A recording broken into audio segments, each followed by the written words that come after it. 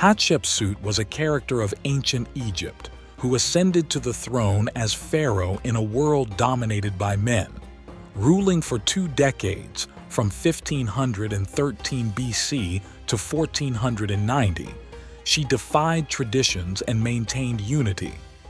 In the year 1508 BC, Hatshepsut was born in the royal palace at Thebes. She was the daughter of Pharaoh Thutmose I and Queen Ahmose. Her name meant the noblest of the nobles, a title representing her position as a royal princess. Ancient Egypt was in a period of stability and expansion. Thutmose had first strengthened the kingdom's power and expanded its borders to the Euphrates in the north and the Third Cataract of the Nile in the south. The economy prospered thanks to trade and the wealth gained from military campaigns. In this atmosphere of abundance, the birth of a royal princess was cause for great celebration throughout the country. Following tradition, the priests of Amun-Ra performed elaborate rituals to bless the newborn. Incense was burned, offerings were made, and ancient sacred texts were recited. As was customary, oracles were consulted about the future of the princess. The omens were favorable, suggesting that Hatshepsut would play a significant role in Egypt's future. From her first steps, Hatshepsut lived surrounded by luxury and power. Her rooms in the palace were decorated with the finest materials: gold, lapis lazuli, and ivory. An army of servants attended to her every need. As she grew up, Hatshepsut learned about Egyptian religion, the kingdom's politics, and cultural traditions. Her parents provided her with an exceptional education, a rarity for women of the time. She learned to read and write hieroglyphics, studied history and geography, and became familiar with religious rituals. Although she was a princess, she was not initially expected to become a ruler. Her inheritance, like that of most royal women, was to marry a future pharaoh and become queen consort. Despite her privileged position, Hatshepsut's life was not without its dangers. Court intrigues, illness, and conflicts with other kingdoms were constant threats. Nevertheless, under the protection of her parents and the gods of Egypt, the young princess grew strong and healthy. Hatshepsut, now a young woman, married her half-brother Thutmose II, following Egyptian tradition. It was not love, it was politics. She is young and brilliant. He was pharaoh by right, but not by talent. In royal audiences, Hatshepsut listened. Her mind absorbed every word, every gesture. Nobles and ambassadors spoke, but she saw beyond their words. "My husband," she murmured in the night. "The Hittite ambassador lies. His eyes betray his intentions." Thutmose II learned to trust her. What did it matter that she was a woman? Her advice was gold, more valuable than that of the Nile. Her exceptional education and intelligence quickly made her a valuable advisor to her husband. The relationship between Hatshepsut and Thutmose II was more one of mutual respect than romantic love. They shared the burden of government and raised little Neferur together. Hatshepsut made sure that her daughter received the same exceptional education that she had had. Meanwhile, Thutmose II's son with a secondary wife, the future Thutmose III, was growing up in court. Hatshepsut, far from seeing him as a threat, took him under her protection, ensuring that he received the proper education for a prince. As Thutmose II's health deteriorated, Hatshepsut prepared for the inevitable. She knew that she would be expected to act as regent for the young Thutmose III upon her husband's death. But her ambitions went beyond that. In the last days of Thutmose II, Hatshepsut was at his side, running the kingdom on his behalf. When the time of his death finally came, she was ready to take the next step. The throne of Egypt awaited him. The sudden death of Thutmose II plunged Egypt into a crisis. The heir to the throne, Thutmose III, was just a child, incapable of ruling on his own. Hatshepsut was at the great temple of Karnak. She had decided to claim the throne of Egypt not as regent, but as Pharaoh. Egypt was trembling, so the widow stepped forward. "I rule," she said. No one objected, not aloud. This was her destiny, and she would not let anyone take it from her. She took the name Matkar, a title representing truth and balance.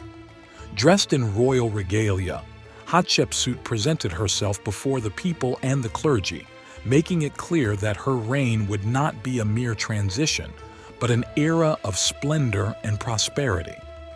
From the first day of her rule, Hatshepsut demonstrated that she would not be a mere guardian of the throne. She was engaged in the affairs of state, so much so that she surprised many.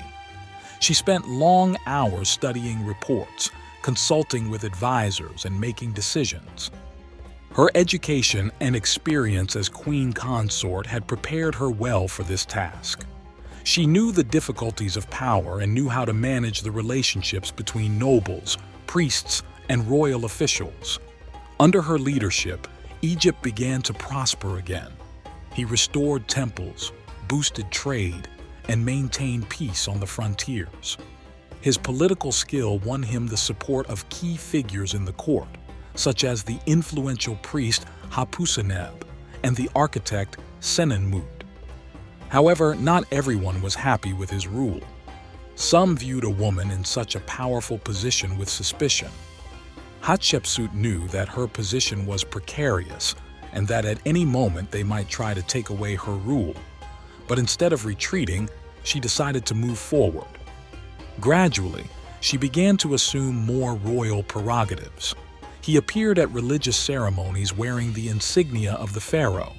In official documents, his name appeared more and more frequently next to that of Thutmose III. As the years passed, it became clear that Hatshepsut had no intention of relinquishing power when Thutmose III came of age. Her ambition, long contained, was beginning to manifest itself openly. The Egyptian court watched in amazement as what should have been a simple regent transformed into something more. Hatshepsut was no longer content to rule from the shadows. She longed for the throne for herself. Hatshepsut, the queen who challenged the established order, reigned with wisdom and vision. Her rule was noted for policies that promoted peace and the welfare of the people. She understood that a flourishing kingdom must be based on the stability and prosperity of its people. From the beginning of her reign, Hatshepsut devoted herself to restoring temples and monuments that had been damaged by previous conflicts. It was not only about physical reconstruction, but also about revitalizing spirituality and national pride. One of his most prominent projects was the restoration of the Temple of Karnak, where he dedicated it to Amun-Ra, the sun god. In doing so, he sought to entrench his divine legitimacy and strengthen the link between the throne and the divine. Trade also flourished under his rule. Understanding the importance of economic relations, Hatshepsut sent trade expeditions along the Red Sea and as far as the land of Punt, a region rich in exotic resources such as frankincense, myrrh, and gold. These exchanges not only enriched Egypt but also strengthened its influence in the known world. The ships returned laden with treasures and wonders that amazed their people and strengthened the kingdom's economy. One of Hatshepsut's most impressive achievements was the construction of the temple of Deir el-Bahri, a majestic funerary complex located on the west bank of the Nile near Thebes. This temple is dedicated to her father, the god Amun, representing his greatness and devotion. Deir el-Bahari, designed by the architect Senenmut, featured step terraces rising towards the mountain cliffs. Each terrace was adorned with gardens and statues. Inscriptions on the walls told the stories of his expeditions to Punt, showing the riches brought to Egypt. Scenes detailed the wonders found, such as incense trees and exotic animals, making it clear that his reign was one of splendor and abundance. Every architectural detail was meant to endure so that future generations would know the legacy of a pharaoh who not only ruled but also transformed. Hatshepsut's reign came to an end after 2 decades of reign, in a mysterious way. Her death, shrouded in unknowns, left many questions unanswered. Some suggested natural causes, while others hinted at conspiracies within the court.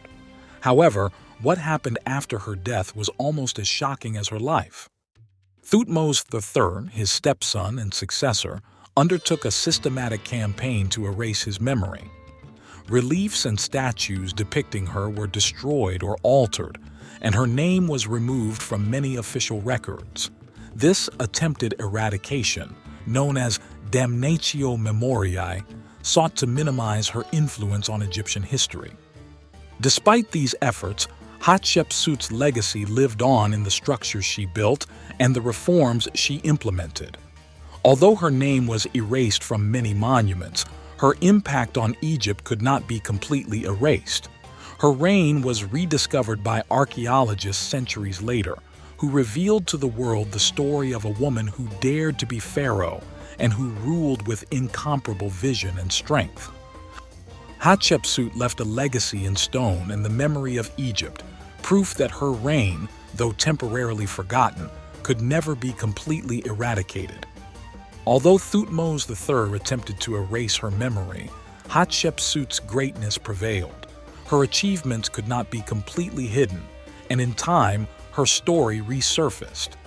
Archaeologists, by uncovering her temple and monuments, brought back to light the life and legacy of one of the most fascinating figures in Egyptian history. Hatshepsut, the pharaoh who defied convention and ruled with wisdom and vision, remains an example of leadership and courage. This video has been created for Myth Comics. Thank you for watching this video about Hatshepsut, the remarkable pharaoh who ruled Egypt. See you soon in a new video.